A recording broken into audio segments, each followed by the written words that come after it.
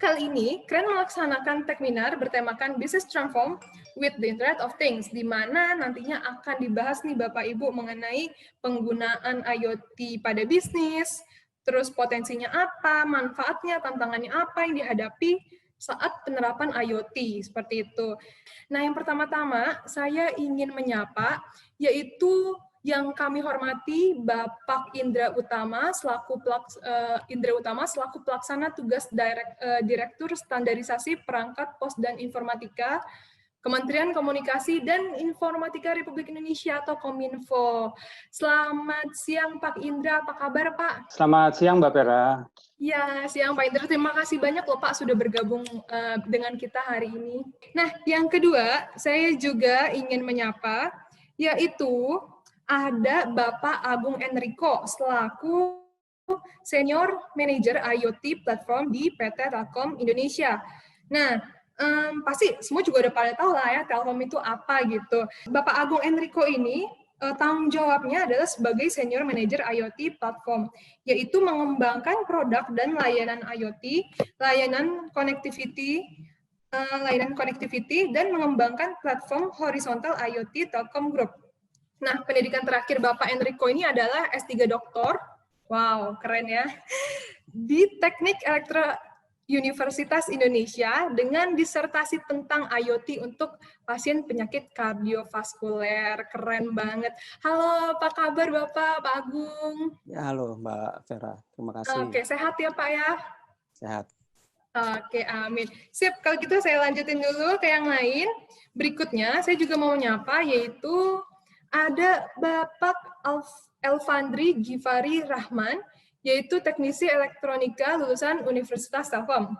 Berawal dari hobi membuat proyek-proyek berbasis elektronika dan robotika, keren banget ya hobinya. Kini beliau meniti karir lebih luas lagi di bidang Internet of Things. Saat ini beliau bekerja sebagai IoT Engineer di Warung Pintar. Nah, coba ada yang udah pernah dengar belum Warung Pintar? Warung Pintar itu adalah sebuah startup yang bergerak di industri retail yang bertujuan untuk mentransformasi bisnis warung dengan teknologi, sehingga dapat membantu masyarakat akar rumput untuk memajukan perekonomian Indonesia. Untuk itu saya mau menyapa, halo Pak Elfandri. Halo. Yap. Oh ya, oke, halo Pak. Saya nyapa yang lain dulu ya Pak ya. Siap, oke. Nah, yang terakhir, ada satu panelis lagi, yaitu dari satu-satunya brand IT pada hari ini, yaitu ada Intel. Saya yakin di sini juga semua udah pada tahu ya Intel. Intel adalah sebuah perusahaan multinasional yang berpusat di Amerika Serikat dan terkenal dengan rancangan dan produksi mikroprosesor dan mengkhususkan dalam sirkuit terpadu. Intel juga membuat kartu jaringan, chipset, papan induk, komponen, dan alat-alat lainnya. Nah, untuk itu saya mau menyapa, yaitu ada Ibu Nining Suhartini. Beliau adalah lulusan dari University Science Malaysia, bekerja sebagai Country IoT Field Sales Engineer di Intel Microelectronics based in Malaysia. She is very passionate person in digital transformation. Halo Bu Nining, apa kabar Bu? Hang on, Bu. sorry. Ya, hai, kabar baik. Thank you, Vera. Halo semuanya, selamat siang. Senang bisa ada di sini ya. Yes, terima kasih Bu. Ibu Nining, sedikit informasi, Ibu Nining ternyata base di Malaysia, seperti itu. Yap, oke, kita langsung aja masuk. Yang pertama nih, yang mau saya tanyakan ke Bapak Ibu semua. Menurut Bapak Ibu, seberapa aware sih masyarakat Indonesia terhadap teknologi IoT ini? Apakah mereka sudah siap untuk mengadopsinya? Ayo, boleh silakan yang mau menanggapi. Mungkin dari Pak Indra dulu juga boleh, atau Pak Enrico, Bu Nining dulu juga boleh, silakan. Oke, Mbak Vera, pertanyaannya bagus ya. Tadi juga dari Bu Nining insight-nya luar biasa, ternyata Intel gitu ya. Dan Mas Elfandri dan Mas Andika juga keren-keren gitu ya. Oke, menjawab pertanyaannya Mbak Vera ya, apakah sudah aware? Nah, kalau saya karena juga praktisi di lapangan gitu ya, melihatnya sih masih belum, tapi akan semakin aware begitu ya. Case-nya misalnya di industri yang kami sudah turun di lapangan ya, di beberapa perusahaan, tadi ada contoh yang sudah saya sebutkan, kimia farma dan lain-lain ya. Di industri itu saja rata-rata kita masih berada di era 3 ya, industri revolusi 3, belum keempat. Bahkan ada pabrik-pabrik yang masih era 2, versi 2. Karena banyak pabrik, contoh di pabrik tambang gitu ya, yang perangkatnya masih ketinggalan zaman, masih tahun 60-an, 70-an ketika mereka dirikan pabrik tersebut masih dipakai sekarang gitu ya. Jadi memang kalau dari sisi adopsi belum semua, tetapi memang tugas kita semua ya, dari kami, dari Telco, ya dari Telkom, juga Pak Indra yang di Kementerian juga kami sudah terima kasih sekali sudah menerbitkan Permen nomor 1 tadi 2019 untuk IoT yang murah dan masif gitu ya, LP1 gitu. Nah ini tugas kita supaya tadi awareness masyarakat. Kalau saya menyorotinya dari sisi industri ya, karena banyak IoT yang kami terapkan untuk awal ini di perusahaan besar ya, perusahaan kecil ada beberapa tapi belum banyak. Kami melihatnya seperti itu, Mbak Vera. Masih belum, tapi mudah-mudahan ke depannya akan semakin aware dan semakin diadopsi. Ya mungkin dari panelis yang lain bisa menambahkan. Terima kasih. Boleh. Siap, makasih banyak Pak Enrico atas informasinya, insight-nya. Mungkin dari siapa lagi? Mungkin Pak Indra mau sedikit menambahkan. Oke, terima kasih Mbak. Yuk, Mbak silakan, Vera. Pak. Saya menambahkan mungkin dari Pak Enrico tadi, beliau dari Telkom, itu memang di lapangan. Kalau kami dari segi pemerintah selalu mendorong untuk supaya penggunaan IoT ini benar-benar bisa di segala bidang lah, tidak hanya mungkin di industri, tapi di pertanian, di segala macam. Adapun langkah-langkah yang pemerintah lakukan seperti yang telah kita sampaikan tadi, misalnya kita keluarkan Permen nomor 1 tentang untuk penggunaan frekuensi low power, untuk penggunaan frekuensi yang tidak berbayar gitu ya, tidak berbayar dapat digunakan, tapi dengan ketentuan-ketentuan teknis yang sudah kita tetapkan seperti itu, kita mengadakan yang namanya IoT Makers Creation bekerjasama dengan Asosiasi IoT Indonesia atau ASIOT. Juga kita juga bekerjasama dengan Telkom untuk melakukan hands-on workshop, competition dan exhibition. Jadi langkah-langkah itu kita pemerintah sudah lakukan supaya IoT ini bisa digunakan di segala sektor gitu. Baik itu dari industri, pertanian, perikanan gitu. Mungkin itu tambahan dari saya, Mbak.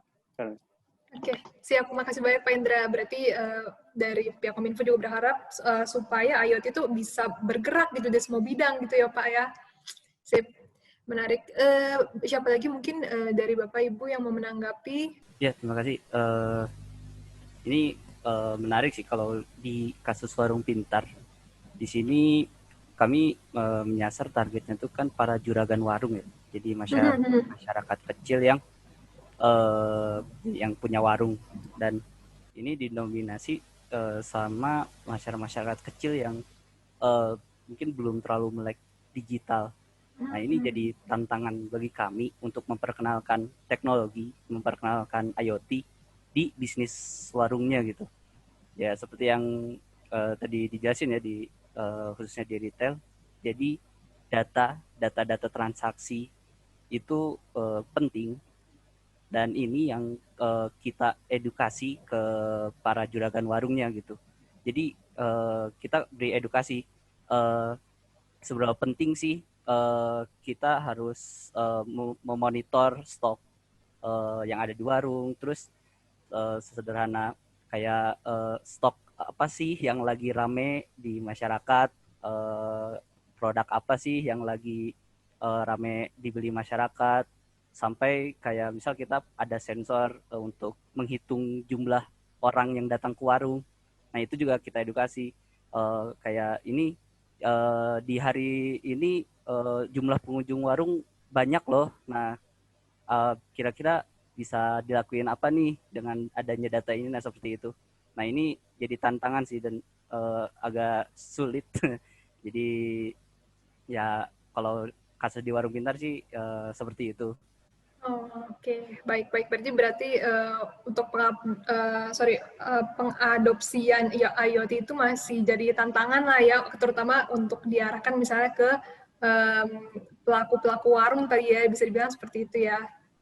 Iya. Siap, kalau gitu. Oke, dari yang lain mungkin ada tanggapan lagi Bu Nining mungkin? Well, kalau saya sih melihatnya dari sisi yang berbeda mungkin ya, karena kita semua kan masing-masing melihat dari sisi yang berbeda-beda. Kalau saya melihat IoT ini justru membuat lapangan pekerjaan sendiri, menciptakan lapangan pekerjaan baru untuk diri sendiri. So we don't rely on the company, tapi kita bisa create. Yang saya lihat dia bisa menciptakan peluang kerja baru, misalnya tukang pijit. Ya, ini contoh sederhana banget. Gitu. Tukang pijit kan selama ini cuman dipanggil dengan tetangga, dengan yang dikenal, yang direkomendasikan. But now they can go to register, to go massage. Dan saya bilang dengan tukang pijit saya di Indonesia, pergi register, go massage. So you can make your own money, you can make your own time, kan? Kalau dia mau, dia ambil ordernya. So actually contoh paling sederhana, dia nggak perlu lagi nunggu, tapi dia bisa atur sendiri. Dia bisa hari ini dia nggak mau kerja, ya udah nggak usah kerja gitu. Dan juga banyak saya lihat yang go karka, go ride, go mud, go glam.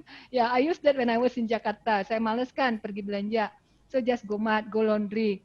So actually this is really helpful IoT ini kalau menurut saya. Yep. Oke. Ya. Terima kasih banyak Bu Nining atas tanggapannya. Ada lagi mungkin yang mau menanggapi dari Pak Andika? Iya. Pak Andika? Ya. Saya ingin menambahkan sedikit aja. Ya, sebagai praktisi di bidang IoT di agriculture, bahwasanya kita memang harus meningkatkan secara langsung sebagai produsen tentang alat-alat IoT, kita juga melakukan edukasi secara langsung. Buktinya kita yang mendorong. Bahwasanya ketika membuat suatu usaha tentang IoT, kita harus mendorong juga masyarakatnya mengedukasi bagaimana sih IoT itu sistemnya secara perlahan, sehingganya pemahaman itu tercapai. Dan hal-hal yang kita inginkan, bahwasanya Indonesia bisa menuju 4.0 itu bisa tercapai dengan adanya usaha-usaha IoT. Saya juga percaya sependapat dengan Ibu Nining, bahwasanya IoT ini bisa menumbuhkan lapangan pekerjaan yang lebih banyak, bukan menghancurkannya. Ya itu aja kali dari saya. Oke, siap. Makasih Pak Andika. Ini menarik nih, tadi Bu Nining juga berpendapat yang hampir sama ya sama Pak Andika ya. Tadi dibilang bahwa IoT itu sebetulnya bukan jadi ancaman gitu buat tenaga kerja gitu ya. Nah, ini menarik nih. Saya mau menanyakan nih, bagaimana sih sebetulnya dampak IoT terhadap penyerapan tenaga kerja gitu? Apakah mungkin profesi tertentu akan digantikan oleh teknologi IoT ini, atau justru malah menciptakan peluang kerja baru? Mungkin bisa sedikit dijelaskan Pak, tadi masih agak mungkin kurang jelas gitu, karena kan ada juga isu-isu ataupun orang-orang berpendapat bahwa wah kalau misalnya IoT maju di pabrik nggak perlu pakai orang lagi nih, berarti nanti karyawan bisa di-PHK, bisa kayak gitu kan. Masih ada pemikiran-pemikiran seperti itu mungkin. Nah mungkin bisa lebih dijelaskan gitu, kenapa malah munculnya peluang baru, bukannya malah misalnya menyediakan si tenaga kerja gitu.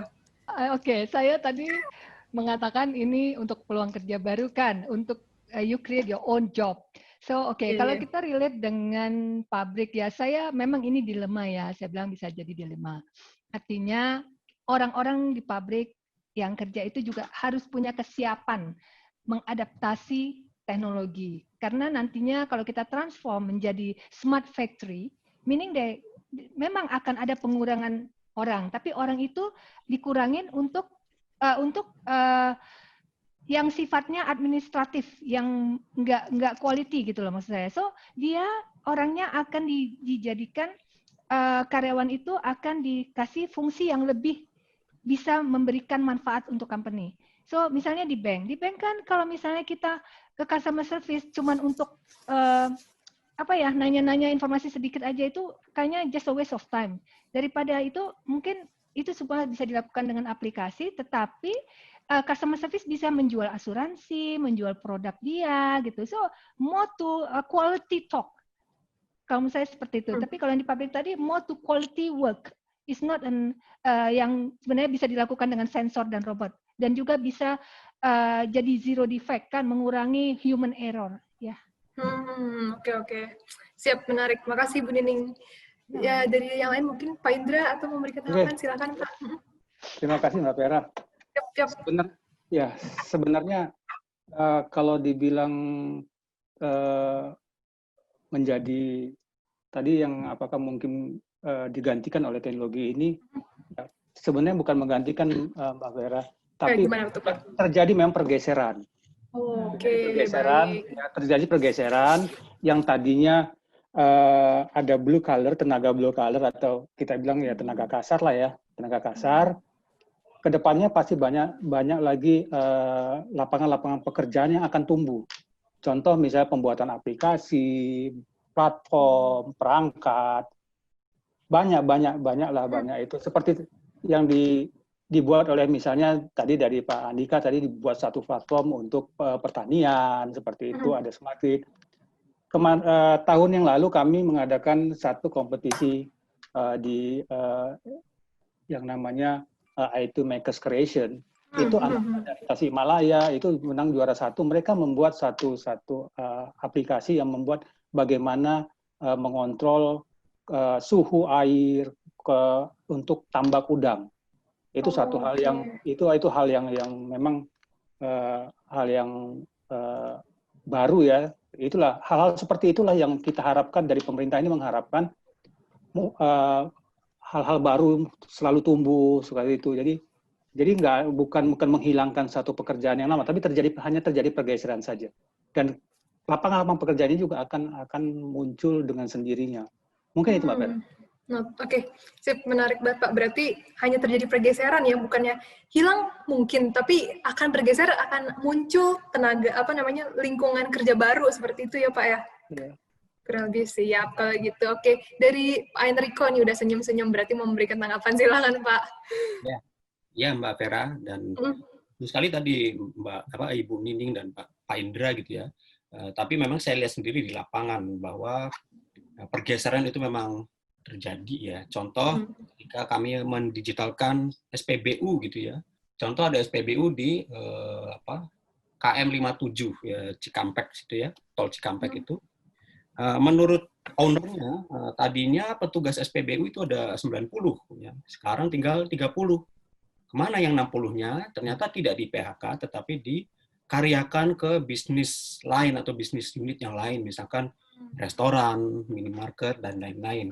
Mereka memerlukan ini agar efisien, agar bisnisnya lebih berkembang gitu ya. Kalau bisnisnya berkembang tentu akan menciptakan lapangan kerja yang baru gitu, sesuai tadi katanya Pak Indra dan Bu Nining. Nah, kalau di Telkom sendiri ini menarik karena kami ternyata mendapat mandat gitu ya dari pemerintah untuk digitalisasi BUMN dan lain-lain. Jadi kami perlu tenaga-tenaga baru, lapangan kerja baru yang tercipta dari sektor itu. Yang kalau kami sebut digital talent. Ada 3 sektor ya, namanya 3D, designer, developer, dan data scientist. Jadi 3 bidang itu yang sedang kami cari-cari gitu ya. Dan memang ternyata tidak mudah ya, dari sekian banyak, mohon maaf, anak-anak muda di Indonesia yang qualified untuk di 3D itu masih ya katakanlah masih kurang begitu, Mbak Vera. Jadi memang benar ya, jadi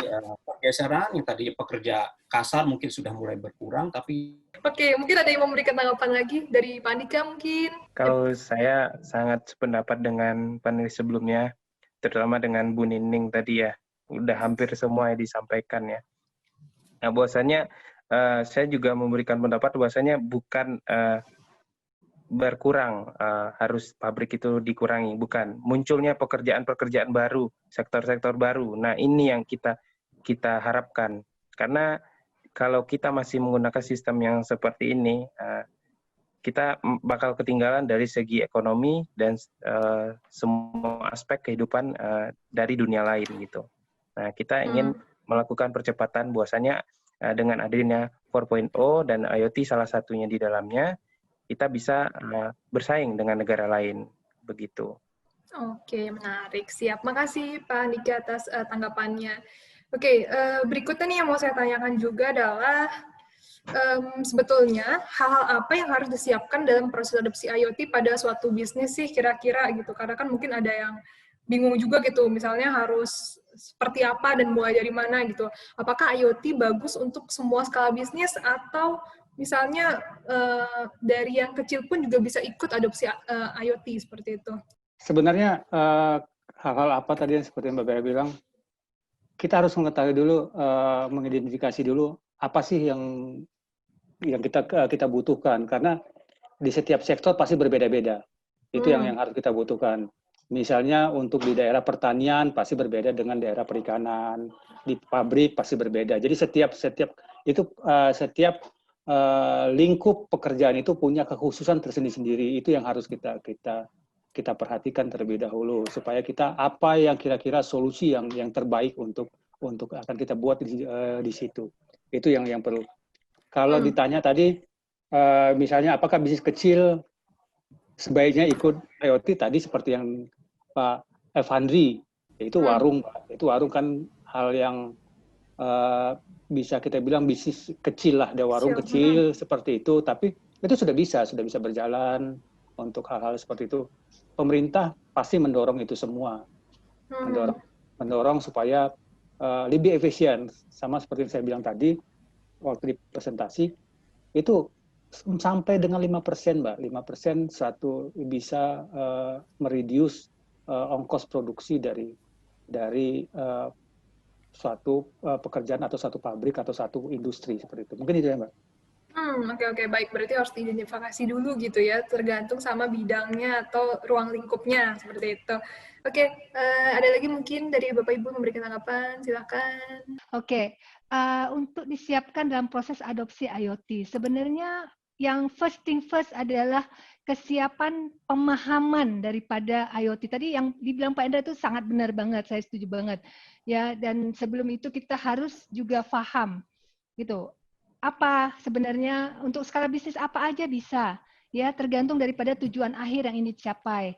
That's why Pak Indra sampaikan kalau misalnya untuk smart agriculture ya harus siapin ini. Nah, tapi semua itu juga kita harus yang paling penting adalah kita harus paham dulu gitu. Paham dulu IoT ini dan tujuan akhirnya dan apa yang perlu kita siapkan. Nah, contoh kecil yang skala paling kecil banget ya.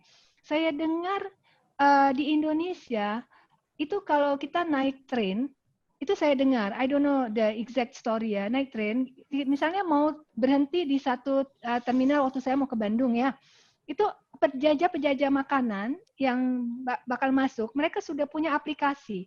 So, kita bisa order 10 menit sebelum kita sampai di terminal itu, kita akan order makanannya. Oke, Bu, saya mau beli ini. Kita bisa lihat iklannya di situ. But I don't really experience that, but itu saya rasa itu salah satu contoh IoT untuk yang sangat kecil, pengusaha sangat kecil. As long as dia tahu bagaimana menggunakan handphone. Handphonenya dan aplikasinya.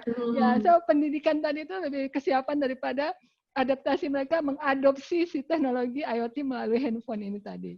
Ya. Iya, berarti pertama-tama butuh kepahaman dulu seperti itu ya. Kepahaman, ya.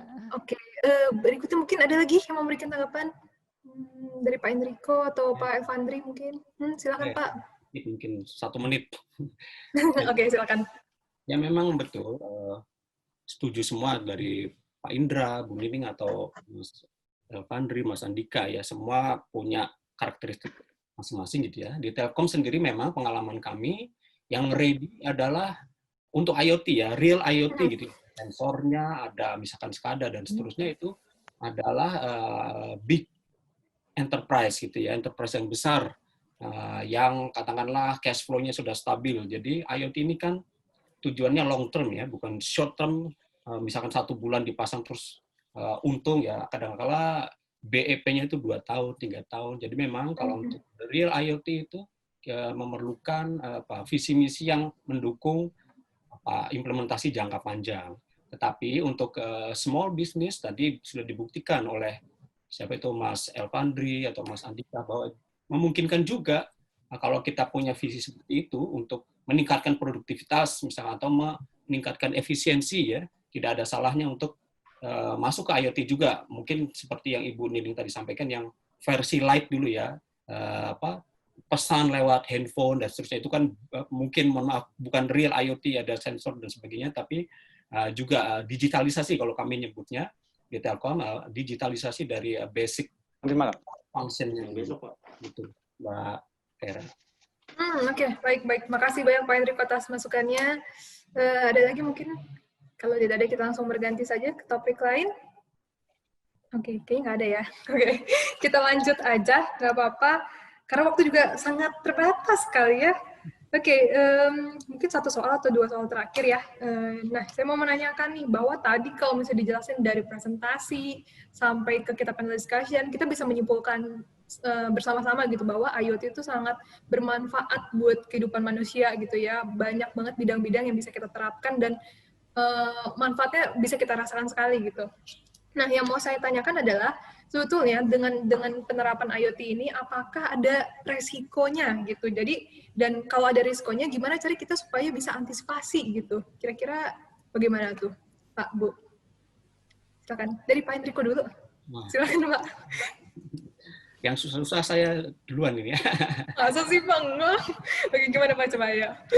Memang pengalaman kami ya memang kesiapan SDM dulu ya.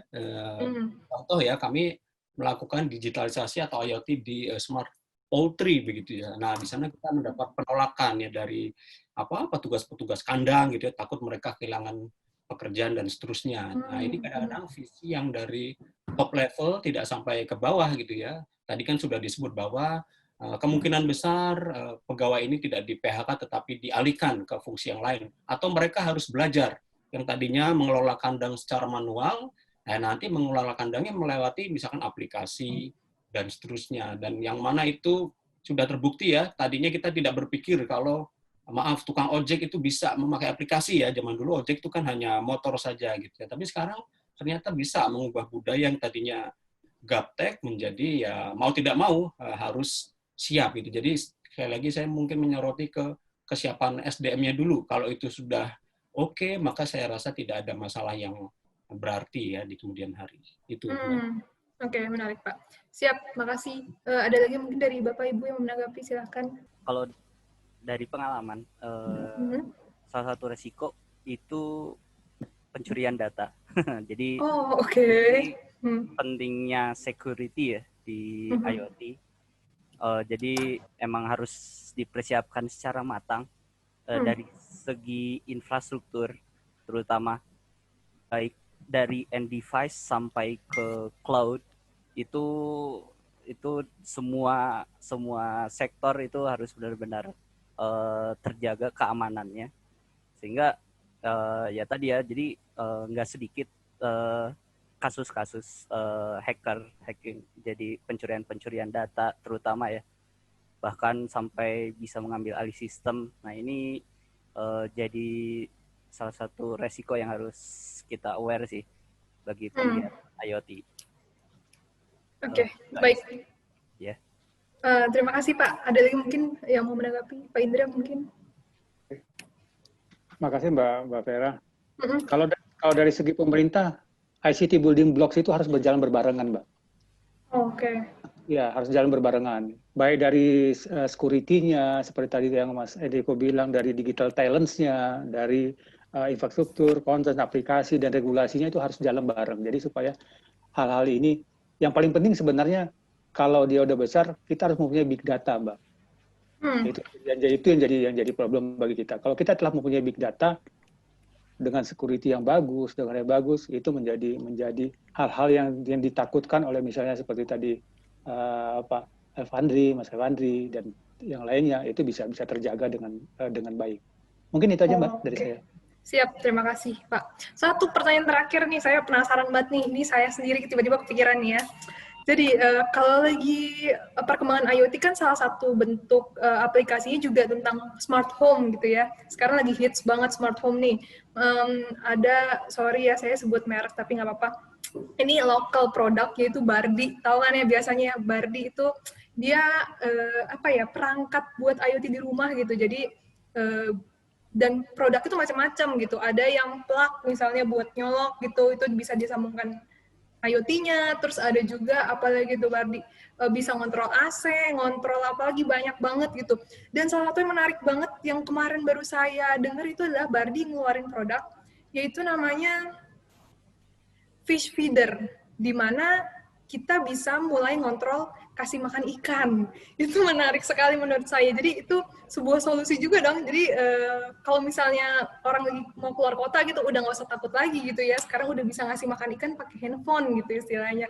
Nah, saya mau menanyakan nih Pak, Bu, kira-kira dengan ada penerapan IoT seperti itu, aman atau tidak gitu? Maksudnya sangat membantu kan ya, cuma maksudnya apakah aman atau tidak gitu untuk dilakukan di rumah gitu, karena kan ada juga misalnya CCTV atau apa gitu.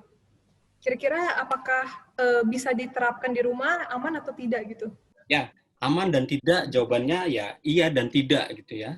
Kembali lagi tergantung. Kalau ngomong security biasanya terkait 3 hal, proses, people dan teknologi gitu ya. Jadi tiga-tiganya ini selalu menjadi aspek lemah, katakanlah kalau kita ngomong security, kalau kita tidak, prosesnya tidak benar misalkan, atau people-nya yang tidak disiplin, atau teknologinya memang kurang oke gitu ya.